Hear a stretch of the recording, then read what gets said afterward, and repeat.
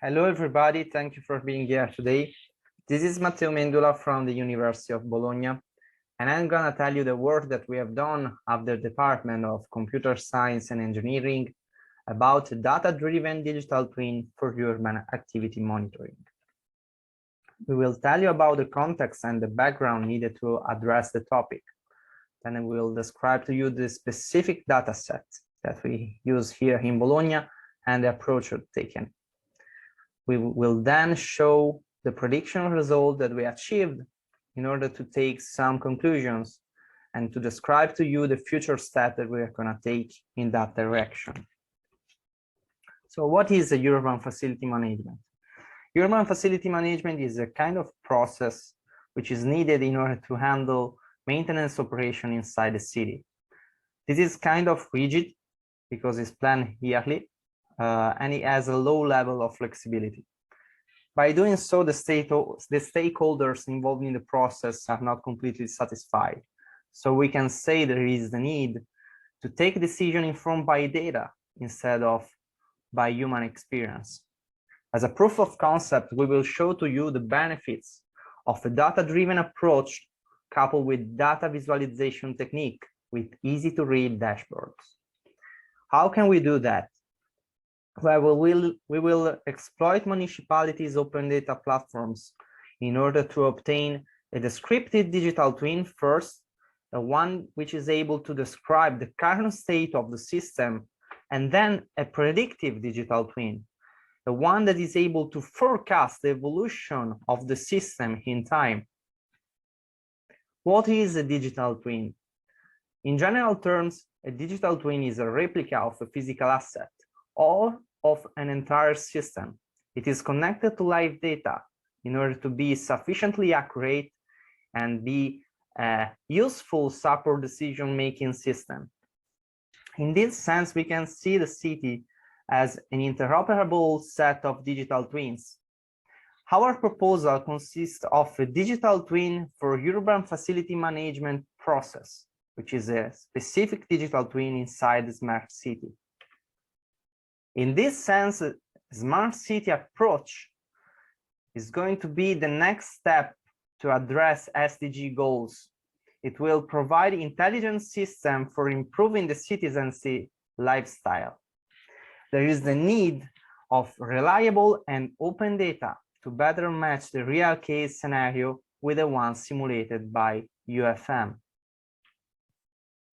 In this sense, we can categorize digital twin in three categories. First one is the most simple, less complex. Descriptive digital twin we can provide insight in the actual state of the system. The second level is a predictive digital twin, which is able to forecast the future state of the system. And then the third level, the most complex one, is an active digital twin, which is able to proactively take decisions based on the prediction. Some common building blocks inside the UFM system. Well, we have a data ingestion layer, which has to handle heterogeneous data with different formats. We have a big data pipeline, which can be placed on IoT devices with constrained resources on the edge or on the cloud. Then we have the actionable intelligent block, which supports UFM operations and provides a set of visualization tools and predictive tools in order to be a descriptive digital twin and a predictive digital twin, respectively. Then all the services are exposed to the user, the UFM operator, via job server REST API. So let's get into the specific data that we use in the project. The data are related with geographical vehicular mobility data in the city of Bologna. The geographical scope is the downtown area of Bologna. You can see in the picture the interested area. It includes the city center and the countryside of Bologna. The coverage period goes from April 2019 to June 2020. The data comes from an insurance company here in Bologna, and specifically from onboard black box on vehicles. Each device keeps track of predetermined events like when an engine has been turned on or when an engine has been turned off. About the data structure, we have for each sample a unique trip ID and a unique device ID. The trip identifies the trip, while the device identifies the black box placed in the specific vehicle. Then we have a start date and end date for the trip, a starting point and end point for the trip, respectively with latitude and longitude, and an average velocity for the trip. Then we had to operate some kind of aggregation on the data using some classical techniques like key nearest neighbor, because we had to map a latitude and longitude to a road level data structure. Here we can see the traffic volume evolution in time. We have segmented the entire data set into 3 different time frames. The first one goes from 7 a.m. to 9 a.m. The second one from 12 p.m. and to 2 p.m. And the third one, the last one, from 4 p.m. to 6 p.m. Let's talk about the prediction approaches that we took. We divided our prediction tool into 2 different sets. The first one is a midterm predictive model, MTPM, which allows the operator to schedule and monitor future maintenance or intervention. The second one is a short-term predictive model, which allows the operator to reschedule an already planned intervention due to sudden and unpredicted interference in the activity, some unpredicted events, we can say. About the training set, MTPM uses 11 historical months to predict the next one, while STPM, the short-term one, trains over the last week to predict the trend of the next day. Both the models trains on the data going from April 2019 to March 2020, but the latter is not taken into account because it represents an outlier phenomenon. In fact, in Italy, this is a map to the lockdown period, the starting of the lockdown period where the restriction took place. About the accuracy evaluation, we use mean absolute percentage error, which is calculated as the difference between the actual value and the forecasted one, the absolute value, I mean, divided by the forecasted one, and then sum up for all the samples, and finally divided by the cardinality, the number of samples of the data. This is a percentage, so we can calculate 1 less the mean absolute percentage error in order to obtain the accuracy, percentage accuracy on the prediction. We then started an autocorrelation analysis. This is commonly used in discrete time series forecasting. A first tool that we used was ARIMA, autoregressive integrated moving average, which is a generalization of a simple statistical model called moving average, with the addition of the notion of integration. We also use for MTPM SARIMA, which is the seasonal version of ARIMA, which is able to recognize seasonal trends. For the short-term predictive model, we use the simpler moving average, but with a weighting which is heavier on the more recent data points in the series. About the complexity difference between the 2 approaches, ARIMA is much more complex and it takes a higher computational time. The ratio between these 2 is about 1 to 100.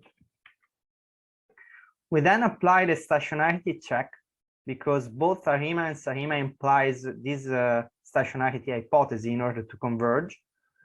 Here we can see the autocorrelation function, which tells us that the function is not stationary at all. There is a trend in the autocorrelation function, and there is a consistent recurrence on 7 and all its multiples. We can see 7, 14, 21, has a very high correlation value compared with the others. That means that each Monday, let's say, is very well correlated with the next Monday, and then so on, and for all the other days of the week. So when a function is not stationary, a common approach is to differentiate it until it is stationary. Instead of doing so, we decided to split the data into 7 different subsets, one for each day of the week. In other words, each weekday is grouped in order to have all Mondays, all Tuesday, and so on together. We applied this concept on both road level aggregated data and city level aggregated data. Let's talk about some of the results that we achieved. On medium-term prediction on aggregated data, we can see from the table that even if all the accuracies are very high, ARIMA outperforms SARIMA in the whole dataset for each day. We have about 95% of accuracy for ARIMA, while we will state about 70% of accuracy for SARIMA. That means there is no seasonality in the considered time period.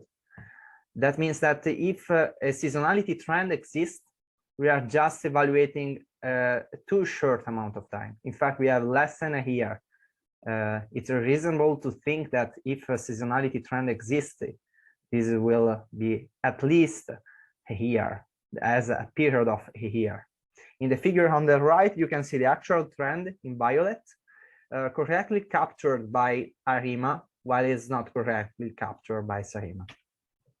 On row level data, MTPM considers 2 extreme cases. The first one is via Massarenti, which is a very high average traffic volume, about 22,000 vehicles a day. On the contrary, via Fondazza is another road in Bologna which has a much lower traffic volume, about 15 vehicles a day. Even here, ARIMA outperforms SARIMA, and the overall percentage is 83% for ARIMA and less than 50% for SARIMA. About the short-term predictive model, we have introduced a decay factor, which uses a backtracking optimization technique.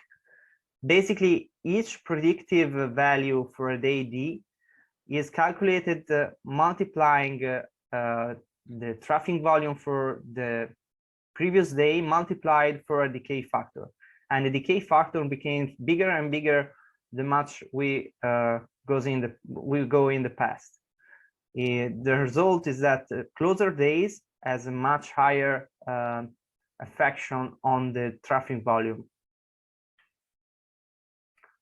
On aggregated data, STPM reaches about 90% of accuracy, percentage of accuracy, taking into account the last 7 days and predicting over the next one. While on road level data, the algorithm performs quite good on high traffic level switch as via Massarenti, while achieving 70%, about 70% as accuracy percentage on low traffic ones. We then tried to apply a deep learning technique called long short-term memory. This is a deep learning model used for high dimensional data. We tried in any case to use the LSTM, even if our data is not very high dimensional, and we obtained good results with decreasing the training required time. We get it down to 3 months, while achieving more than 90% of accuracy on high traffic seat and about 65% of accuracy on traffic runs. The next step will include a higher dimensional study considering events scheduled in the city, temperature, and meteo data. We will also compare canonical regressive techniques and deep learning ones in order to obtain a more accurate representation of the Mars city scenario. This is all on our side. Thank you for your attention.